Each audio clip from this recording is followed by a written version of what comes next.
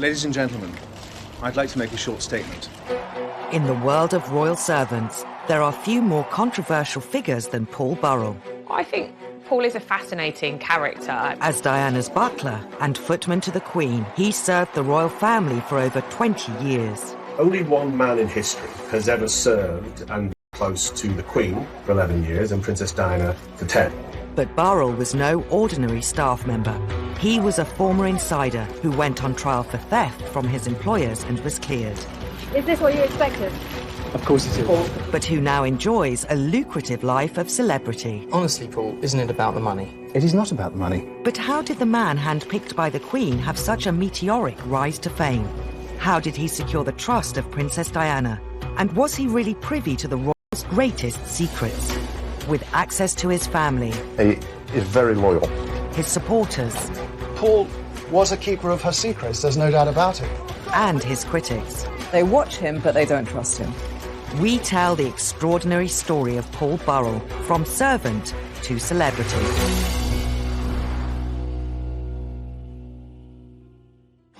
Today, Paul Burrell is one of the most visible figures in royal commentary. His 10 years as butler to Princess Diana still generate endless fascination and secure numerous TV bookings, including popular daytime TV shows. Joining me now is Princess Diana's former butler, Paul Burrell, of course, one of the people who knew her best of all. Morning, Paul. Can you believe it's been that long, Janet? I can't believe it's that long. I think in Britain, we love a character. He's incredibly colourful. He's very emotive. And, of course, he offers insight that a lot of people can't necessarily give. Having served as butler to Princess Diana, Paul became a household name, with the public eager to hear every detail of his life as a royal servant. Princess Diana made Paul Burrell famous, but Paul Burrell kept himself in the public eye for many decades and years thereafter. Paul's celebrity status grew through several high-profile TV appearances. Today, he shares aspects of his domestic world with his Instagram followers. He lives in a mock Tudor mansion in Cheshire, from where he also sometimes films video messages revealing more details of his life with the royals. I've been thinking about all those parties which I attended with the royal family through the years. Parties with the Queen, fancy dress balls at Balmoral, family parties with Princess Diana, and parties celebrating the life of the princess. But his 21st century life is in stark contrast to younger brothers. The younger of them, Graham, has agreed to share details of their childhood. Well, we were 3 boys in a terraced house, 2 up, 2 down. Dad worked 7 days a week, 12 hours a day. Mum was always there. We shared a bedroom together. We had bath time together on a Sunday night in Tim Bath. The young Paul found a form of escape from his surroundings in the glamorous world of Hollywood. I remember as a child, there was always a poster up on wall from his film magazine. He'd have a picture of Bette Davis or a picture of Elizabeth Taylor pinned to his bedroom wall as we were children. There was something about Paul that was always being led to a different life. Aged 12, Paul Burrell came face to face with a world entirely unlike his own on a family trip to London. We always went to Paris, and we always went to see Busby's. And on this particular time, we were all holding railings, 3 little boys from Derbyshire. And Paul said to Mum and Dad, one day I'm going to work there. Dad ruffled his hair and said, yeah, of course you are, son. After leaving school at 16, Paul studied for a diploma at Catering College. Upon graduating, he worked briefly in hotels on the south coast until a previous application to the royal household yielded a job offer. In 1976, at just 18, Paul Burrell began work as 14th footman to the Queen. This photo from his Instagram page shows him in Windsor Castle, but much of his time was spent at Buckingham Palace. When Paul actually got the job at Buckingham Palace, it was unreal. We were stood looking at the most famous house in the land. It gave us a doorway into a world that was so far from where we lived. It was a world of fantasy. It was like living a fairy tale in many ways for him. I think he had to pinch himself from time to time. We used to drive down, going to Buckingham Palace, sit in his bedroom window looking down the Mall, and that was so exciting. Within 16 months of starting at the palace, he was promoted to personal footman to the Queen. And she'd apparently said, who is that young man? and she'd been told, and she said, well, he seems to be very good at what he does. Let's try him out. And I think she was looking for a new footman. So, I mean, she doesn't have very many, and she doesn't have very many men in that close area. But, you know, Paul Burrell, in a very short time, became one of the key male servants in the Queen's life. Once promoted, the Queen tested Paul Burrell with a job very close to her heart. Burrell was thrown in at the deep end. The first thing she said to him was, oh, do you like dogs? And he said, I love dogs, Your Majesty. Well, let's see if they like you. But Paul was quite practical. At breakfast that morning, he'd wrapped up because he thought they might come in useful if he had to sort of placate the corgis. His secret weapon came in very handy because he managed to sort of rush off after the dogs behind some trees and dish out their treats to them. And after that, of course, they wouldn't leave him alone. It went until I actually stood in Royal Enclosure at Royal Ascot and seen the carriage drive swoop into Royal Enclosure and saw Paul sat up back at carriage directly behind Queen, that it hit me like a ton of bricks that my brother was so close to Her Majesty. As her personal footman and chief corgi walker, Paul Burrell was one of the Queen's top servants. The images he posts online illustrate the pride he took in his job. But like all staff members, Paul would have been made very aware of his standing. Di Davis, who served the Royals from 1994 to 98, as head of Scotland Yard Royalty Protection Force, remembers well the boundary between the royals and their staff. I think Her Majesty, she has seen so many servants, police officers, private secretaries come and go. All of us who work with and for the royal family have to remember our place. We're there to support them. We're not there to be their best friends. Whilst Paul may have been kept busy with his duties for the Queen, he still found time to help out the newest addition to the royal family. In 1981, Diana Spencer was living at Buckingham Palace in the months leading up to her wedding to Prince Charles.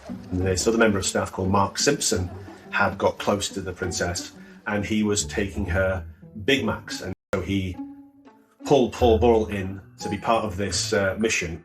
And so they went to a local McDonald's and they brought back Big Macs and fries. And they apparently sat and had it together. And that's Diana. I think she could mix with everybody. But whilst Paul was becoming popular upstairs, it would be downstairs that romance blossomed. Paul met his wife Maria, who was a maid to Prince Philip, while they were making the Queen's bed. He and Maria did break new ground, because normally what happens when below-stairs staff marry was that one of them, at least, has to stop working. Paul happened to mention this to the Queen one day, and the Queen said, well, that can't be right. You and Maria deserve to stay on. Although today Paul is strongly associated with Lady Diana, it was originally his wife Maria who bonded with the princess and secured Paul's future with the newest royal. Sometimes she would pop down to a little tiny mews flat, which is at the back of Buckingham Palace, where all the servants live, and she would, drop in to see Maria as well. So slowly, this sort of relationship was building. So Princess Diana and Maria, so sharing their experiences and bonding over that new life. By the mid-80s, when Diana and Charles needed more staff at Highgrove, their Gloucestershire residence, Diana made an offer to Maria, not Paul. Diana in sort of appealing to Maria to think about the future, and you can't carry on living in this poky little flat. Why don't you come and work for us? And with pressure from Diana and a lot more pressure from Maria about a new life in the countryside, they managed to persuade Paul about the benefits of family life at Highgrove. Although initially reluctant to leave the Queen's service, in 1987 Paul relented to pressure from Diana and his wife by moving to Highgrove to become butler to the Prince and Princess of Wales. And I don't blame him in one sense. They were the future, as it were, or she was the future, and the potential future Queen. Why wouldn't an ambitious servant want to be on the right side, as it were? But as Paul began on the exciting new chapter in his life, words of warning echoed in his ears.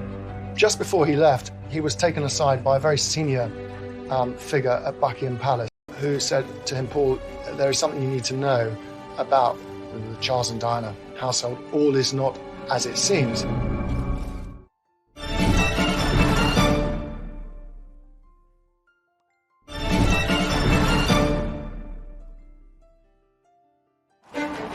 In 1987, Paul Burrell found himself working for possibly the most high-profile royal couple in living memory, the Prince and Princess of Wales.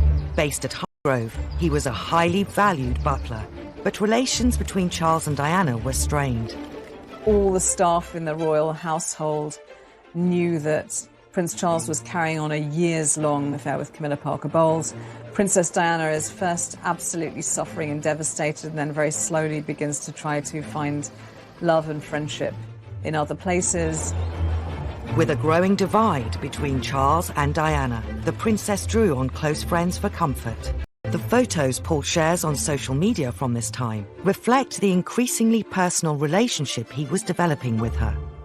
Many times when we visited, there'd be a knock at the door. You'd open the door and Princess would be stood there. I watched the friendship grow. She was calm around Paul. They were good together. Paul knew what she wanted before she wanted it. Paul soon found himself in a more trusted relationship with his employer than he had ever had working for the Queen at Buckingham Palace. She didn't have a husband who could talk to her. So she would talk to Paul. When she started to call him her emotional washing machine, she would dump all her innermost thoughts and emotions on him. Before long, Diana was asking Paul to enable her own extramarital relationships, in particular with former Army Captain James Hewitt, who had been Diana's horse riding instructor.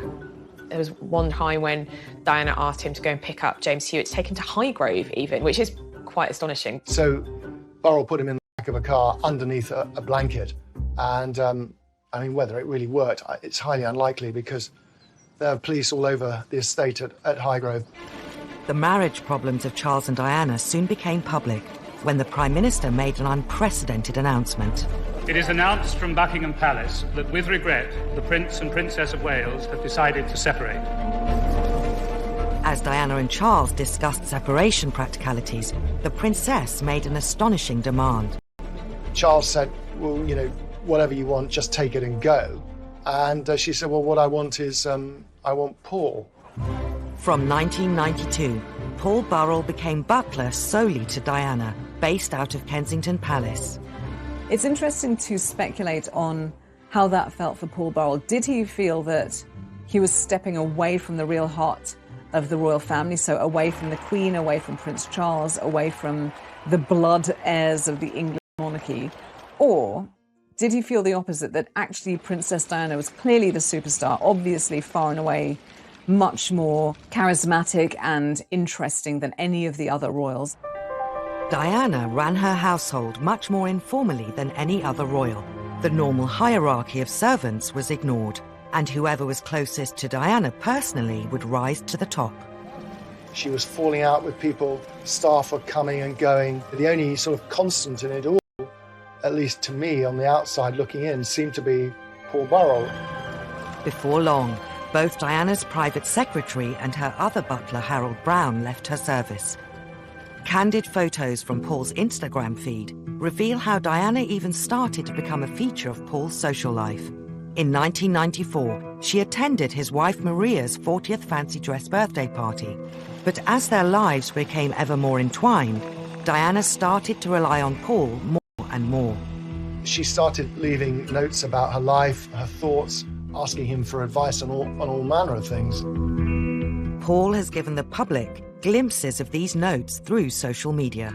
He was definitely now being pulled into things that a butler wouldn't ordinarily see unless invited.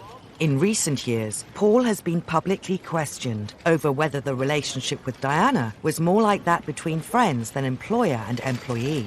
The thing was, of course, she shouldn't have let me come that close. Because there's a line. Exactly your terminology. It's interesting that you know the line. Did he allow himself to cross that boundary? Yes, I suspect he probably did. I understand that if he had turned down the sort of extracurricular stuff that he was now doing for her, well, where would that leave him? He worked in Kensington Palace. He saw the revolving door of staff being turfed out who sort of fell out of favour. She needed someone else by her side. She needed someone to look after her and to give her attention, and she approached the world through her feelings. So if she didn't feel loved or cared for in the moment, she would possibly feel very, very insecure and sad. But I just have a little sense that what bonded them was Diana's need to be loved and Paul's need to be loved. In 1996, the Prince and Princess of Wales divorced, meaning Diana was officially no longer a member of the royal family. With Diana now free to use her international profile however she chose, Paul Burrell's role once again stepped up to a new level. On now iconic tours to Angola and Bosnia in aid of landmine charities, Paul travelled with her in a role that transcended his title of butler. He was wearing many hats. He was PR, he was chauffeur, he was private secretary, he was butler, he was everything rolled into one, which I think speaks to how much she relied on him and how much she trusted him. I remember that tour to Angola in particular. You know, we were all there for the famous shot of the princess walking through the minefield, and there's Burrell in a Ralph Lauren shirt, same as the princess, and you're thinking, this guy now really is very important in her life. 1997 was not only the peak of Diana's public profile, it was also the pinnacle of Burrell's career as a servant. The press described him as the most important person in her life. Gushing newspaper profiles, I should know, I wrote some of them, about who was this remarkable man. You know, boyfriends may come and go, but one man's constant step forward, Paul Burrell, and I think he rather enjoyed it. Paul soon became known as Diana's rock. I mean, a lot of people have said to me, well, he wasn't the only person she referred to as her rock. There are a number of other people. Well, that may be the case. But what I can say is that it didn't come from Burrell.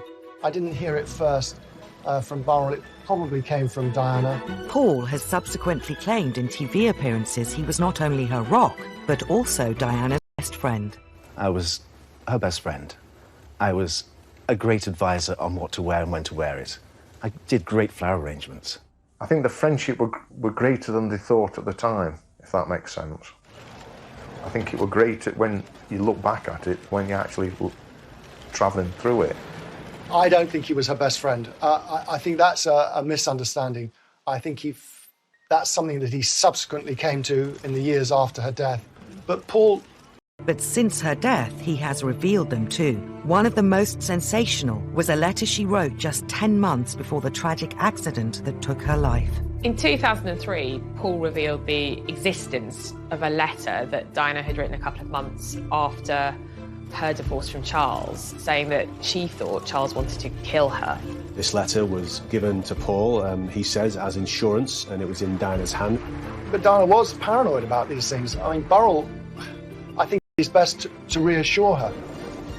The fact that she confided in him about it, I wasn't entirely surprised. I mean, she told me some of this stuff too. She got Burrell to pull up all the carpets on one occasion and even lift floorboards to see if they could find bugs, but they never found anything at all, of course. Only months after Diana wrote this letter to Paul on August 31st, 1997, he received news that brought his life as a royal servant to an unexpected and gruesome end. I was actually with Paul at Kensington Palace. We was woke in the early hours of the morning with police knocking at the door. I remember seeing policemen in Paul's hallway. Paul on telephone. Comes off telephone, said that the princess had been injured. They were like a rabbit in headlights.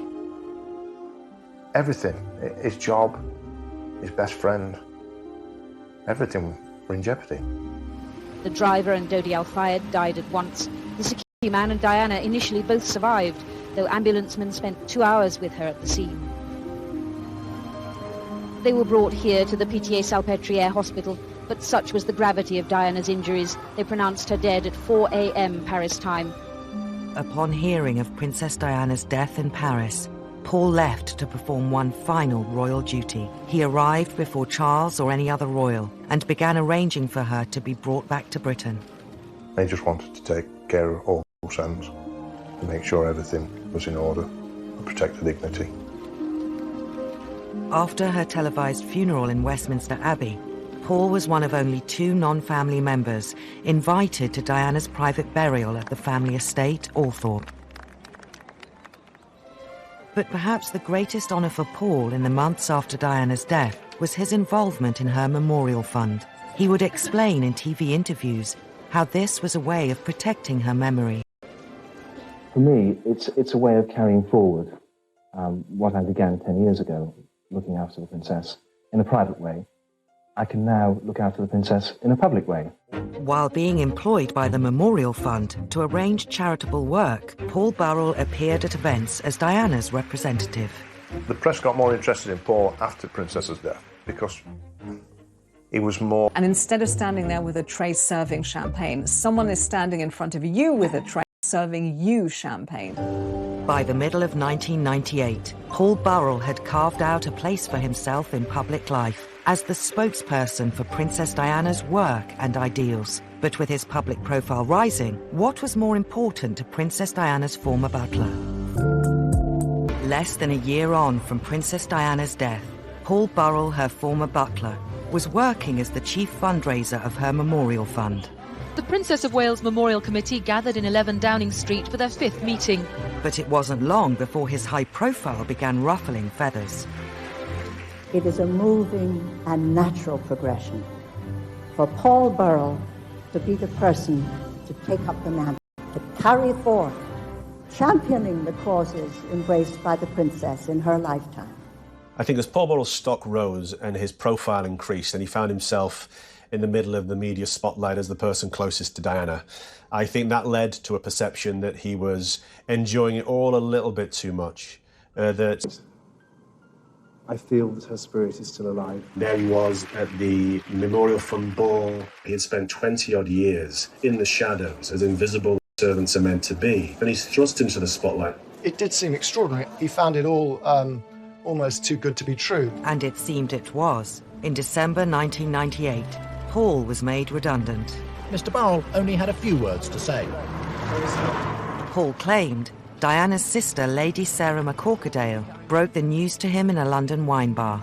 To her family, he would always remain a servant, and he was working class. They were aristocracy. And, of course, he was increasingly speaking on her behalf. And I think there was a feeling from her family that that was a bit inappropriate. It's human nature to want to better yourself, and I don't feel that that in itself is something we can criticise him for. But the fact that other people around him were disgruntled by it suggests that there was something else going on. And the something else could have been that other people wanted Paul to maintain his position as a staff member, or that other people noticed a grandiosity in Paul and they were fearful about where it might go. I think Paul was devastated. He thought he had done good work for the charities in Princess Diana's name. His departure from the fund once again made Paul front-page news. Paul Burrell, who joined the Prince and Princess of Wales' staff in 1988, drove off to spend Christmas with his family in Cheshire. Paul returned to Cheshire to begin a new life away from the spotlight. I think he felt he owed it to Maria and his sons to turn his back on his celebrity times. Maria wanted some stability. She wanted to be near her family. He did actually try and start a new kind of a life. I think it is too simplistic to say that Paul loved the celebrity. I think he genuinely believed that he was Princess Diana's standard carrier. He was her knight in shining armour, that he was his role to protect her, promote her, because she wasn't here anymore to do so. And so him kind of disappearing into obscurity, I don't think would ever have suited him. The Burrells' peaceful suburban life didn't last long. In January 2001, there was a dawn raid on their home by the Metropolitan Police. When the Serious Crime Squad searched Mr. Burrell's home in Farndon, Cheshire, they took away a number of items. Police found hundreds of items that once belonged to the princess. Reports of designer bags, personal letters, and more than 2,000 photos and negatives. The police were just amazed how much property he had. Some intimate letters from Diana to William, her old school reports. And I think, not unnaturally for the police, they felt, well, why would a butler have... And the police built a case which was based on a set of assumptions. The set of assumptions were, broadly, that Burrell had hidden this stuff away, stolen it, in those weeks and months after Diana's death. As the executors of Diana's estate, the Spencer family made the final decision to pursue the prosecution. Paul was charged with 3 counts of theft relating to over 300 items. Once it was clear that the Spencers wanted the trial to go ahead come what may, I think Prince Charles's household had to be seen to be working in tandem. with the executors and therefore lent their support to the trial. Almost 2 years after Burrell's house was raided, the trial began at the Old Bailey. Today, he's here at the Old Bailey, charged with stealing from her estate. Paul's defence claimed he was keeping Diana's belongings for safekeeping, an explanation the prosecution disputed. I mean, it was going to be the trial of the decade, and here was a member of Princess Diana's innermost circle charged with stealing her effects. I talked to him many times. He was suicidal at times. He was in a very dangerous place. His view was that when the boys were older, they would want to have this stuff, and they would be grateful to him that he had preserved it. Now, this was a slightly naive view, but it was a view. It was horrendous. It was like a free-for-all. We all went down as a family, show support. And listening to how the court case was being presented, and during that time he lost all the skin off his hands and off his feet, and that was down to worry. 2 weeks into the trial, and there was a shocking development. Just before Paul was due to take the stand, the Queen made an unprecedented intervention. She claimed to recall a conversation with Paul, during which he had told her he was taking some of Diana's belongings for safekeeping. I knew the princess, and I knew that she was in the habit of giving many of her things away, and no one benefited more than that than Burrell. The case collapsed. He's happy and relieved to have been acquitted on all charges after the terrible ordeal of the last 21 months. I think, at the end of the day, Paul Burrell would have liked his right to reply in court to balance out the accusations and the reputation damage that had taken place over the previous 2 weeks. But ultimately, the Queen stepped in. There was a celebratory lunch with his legal team in Covent Garden, pasta and champagne, to prepare for the journey home to Cheshire. Congratulations. How's it feel? Congratulations. How do you feel? Very happy, thank you. Where's the taxi? After the trial, Paul Burrell once again returned to a quiet life. Wait and see what people offer me and go forward in a positive way. Notoriety isn't a bad thing in tabloid Britain. These are things that the public really likes. So he was canny enough to know that he may get a few juicy offers, which he did. The Daily Mirror's boasting that it will shed light on the trial with Paul Burrell's exclusive account of the last 22 months. He sold his story to the Mirror, and again, no doubt, thought, well, I've been put through the mill on this issue. What benefits can I bring to my family, to my future career? The establishment have tried to destroy me. What can I do to enhance my situation? Paul's next move saw him thrust into the spotlight once more. He wrote a book, A Royal Duty, claiming to set the story straight. To understand the motivation as to why Paul wrote A Royal Duty, you first have to understand and see what happened to him. He had been put on trial, accused of the ultimate betrayal, of thieving from Princess Diana. He had become a pariah in many respects, and it's fair to say that they went to the brink of ruin. I think the intention, from what I understand, was always to give his side of the story. He felt that the public thought he was a common thief, and he had to explain what he did and why he did it. In the weeks leading up to the book's publication, it was serialised in the Daily Mirror. Piers Morgan, the editor at the time. He'll never betray Diana, he'll never betray the Queen, he's made it very clear. The week before the book was due to be published, there was an unprecedented statement from Princes William and Harry. William tonight finally decided enough was enough. Their press secretary read it out. We cannot believe that Paul, who was entrusted with so much, could abuse his position in such a cold and overt betrayal. It is not only deeply painful for the two of us, but also for everyone else affected. And it would mortify our mother if she were alive today. And if we might say so, we feel we are more able to speak for our mother than Paul. We ask Paul, please, to bring these revelations to an end. William and Harry speaking out about the book added fuel to the fire and generated more interest, because of course people then thought, gosh, what's in it? What's so bad that William and Harry are so upset? Paul responded with his own statement. I am saddened at the statement issued on behalf of Prince William and Prince Harry.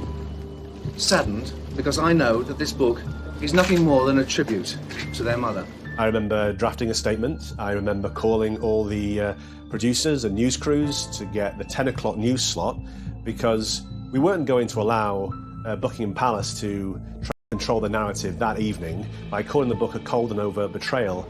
I'm convinced. So we took charge and Paul delivered a statement. I would also like to point out that following the collapse of my trial at the Old Bailey last year, no one from the royal family contacted me or said sorry for the unnecessary ordeal myself, my wife, and my sons were put through. Embarking on a world tour to promote the book, Paul was soon confronted with accusations of cashing in. I have to stand for myself and what I think is true, and I've done that, and that's why I've written the book. Honestly, Paul, isn't it about the money? It is not about the money. Absolutely not.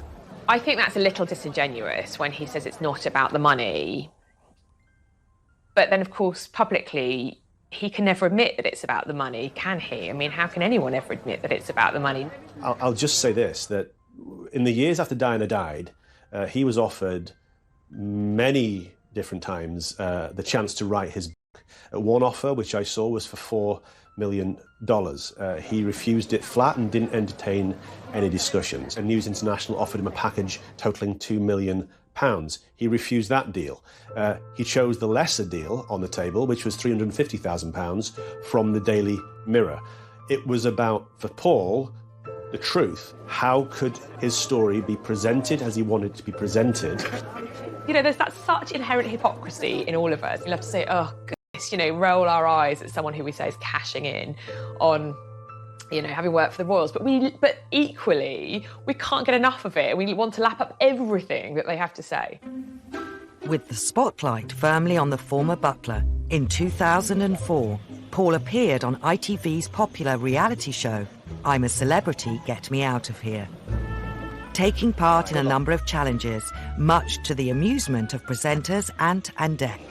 I can't feel anything in it. I put my...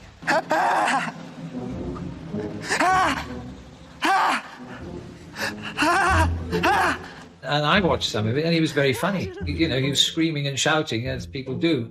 Paul finished the show in second place. And I think he was surprised at how well he did. It was a real kind of role reversal. He'd been kind of public enemy #1, and now suddenly he was the nation's sweetheart. With his popularity on the rise, Paul decided to move his family to America, where he accepted offers to endorse a range of products, from teacups to linen.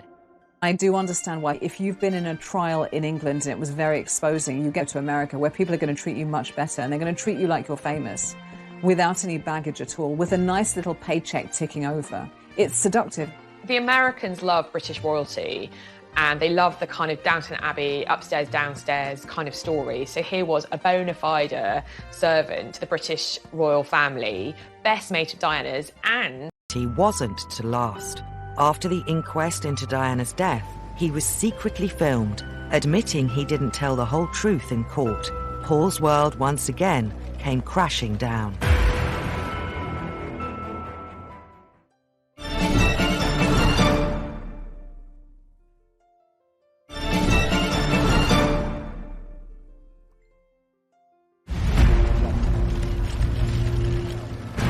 More than 10 years on from Diana's death, and with numerous conspiracy theories into what caused her fatal crash, an inquest finally began. Paul Burrell, still living in America at the time, was called as a witness.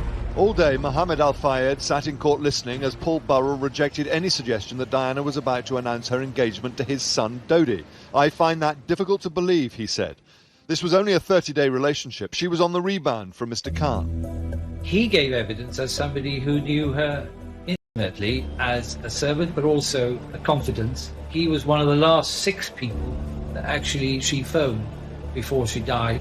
He has always seen it as part of his job to protect her, and being part of the inquest was part of that.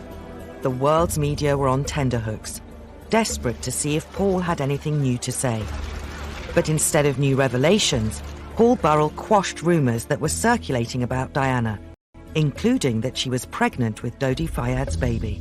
The princess, he said, was on the pill and definitely not pregnant, and he suggested she may have allowed herself to be seen so publicly with Dodi in order to make Mr. Khan jealous. The inquest took months to complete, yet appeared to confirm what many already suspected.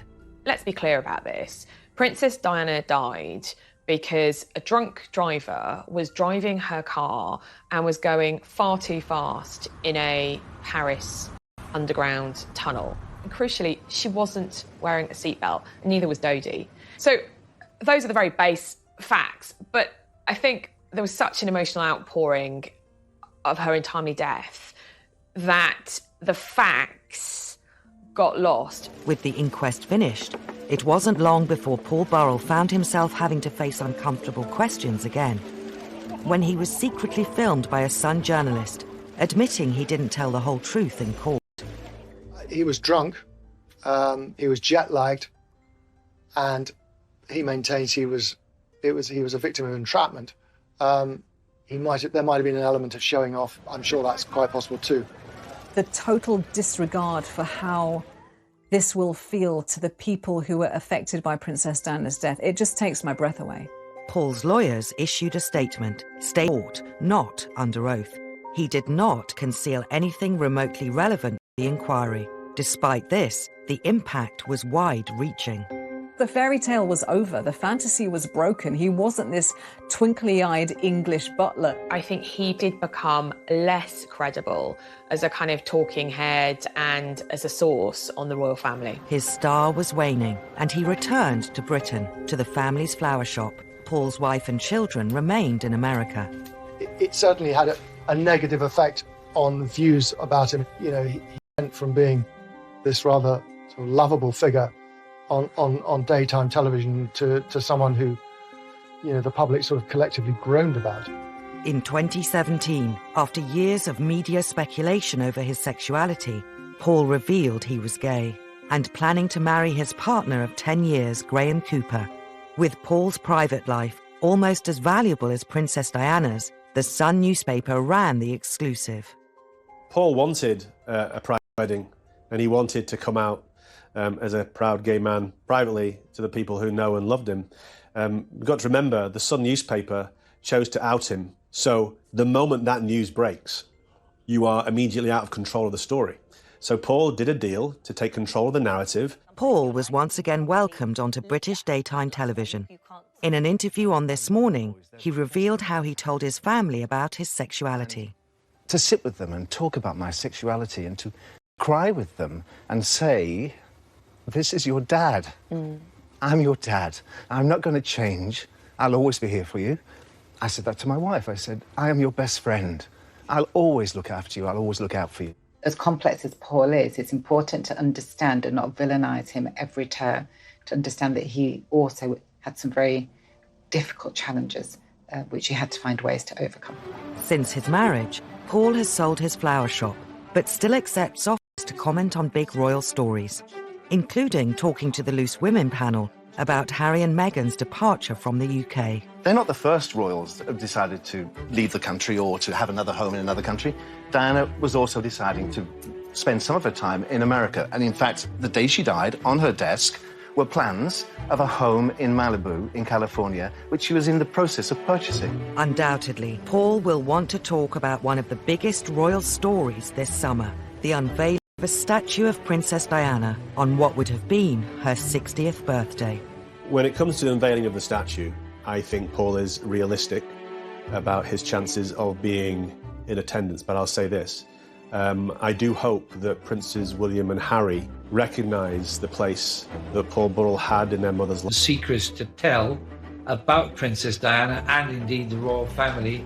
This has allowed his image to carry on, if you like, and the press and the public to be intrigued by this unique man and his unique relationship with Diana and indeed the royals themselves. He isn't going to deny his background and his past, and when television companies ask him to comment, if he wants to, he'll do it, and he'll continue to do that, and he would consider that no more than a right, really, if you like. Paul Burrell holds a really unique place in public life. He's a public figure who's now a celebrity in his own right, but I think he's slightly mistrusted by the British public, and at the same time, they can't get enough of him.